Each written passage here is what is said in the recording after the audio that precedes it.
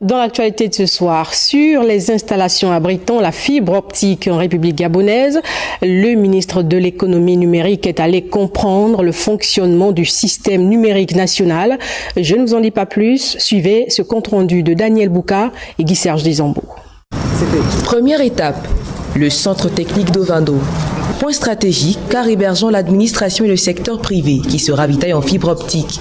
ODF, baie, centrale, batterie, un équipement complet pour assurer une bonne alimentation. Quelques heures plus tard, cap au point d'atterrissement de la fibre optique au Gabon. Ici, on observe un décor semblable au précédent dont le fonctionnement est expliqué aux membres du gouvernement. Lorsqu'on a un câble qui revient de l'étranger, il a un point de chute où il y a la fibre optique, elle vient. Maintenant, il faut prendre ce câble et l'amener à l'intérieur du pays.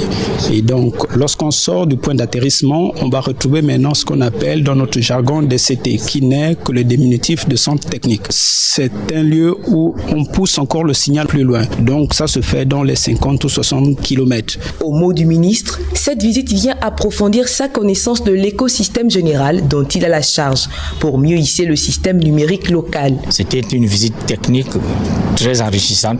J'ai pu toucher du doigt.